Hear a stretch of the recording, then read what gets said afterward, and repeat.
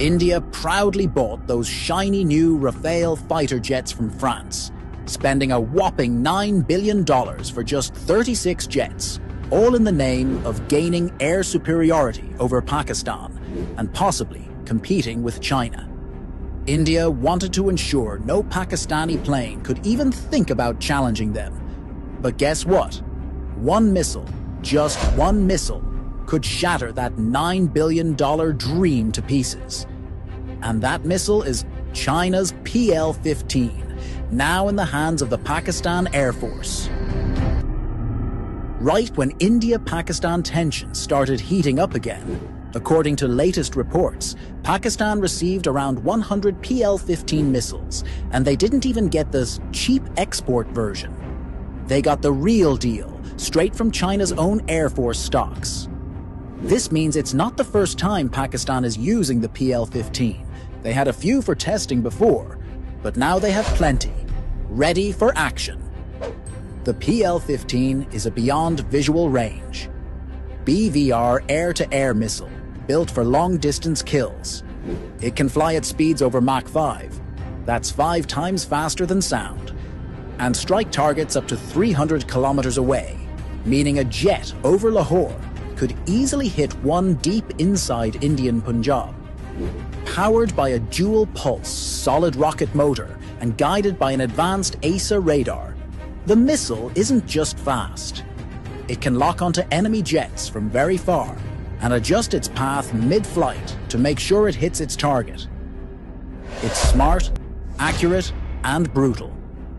Pakistan's JF-17 Block 3 fighter jets are the main platforms for PL-15 missiles. Pakistan has already inducted about 50 JF-17 Block 3 jets, and more are coming fast. Imagine 50 JF-17s, each carrying deadly PL-15 missiles, lurking in the skies.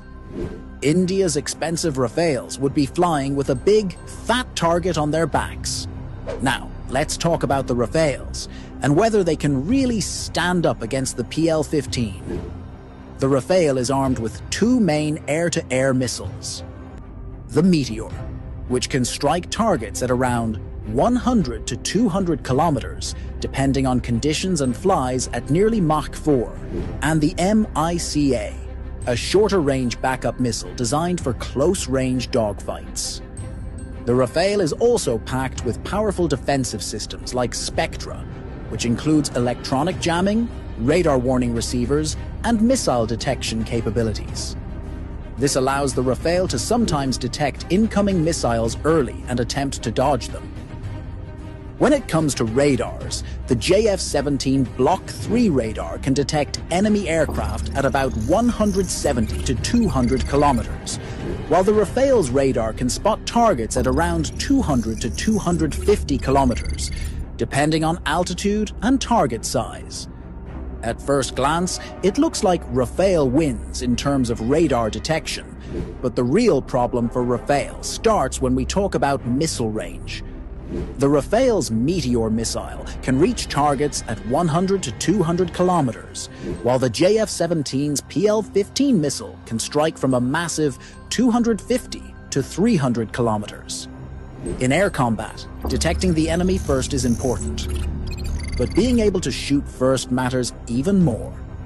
Even though the JF-17's radar can spot enemies up to 200 kilometers, slightly less than Rafale's 250 kilometers, it doesn't need to detect the Rafale itself at extreme distances. It can get targeting information from AWACS, early warning aircraft, or ground radar networks, lock the missile with external help, and launch the PL-15 from far away. Even if the Rafale spots the JF-17 first, the JF-17's PL-15 can fire much earlier and can shoot down the Rafale before it even has a chance to fire back.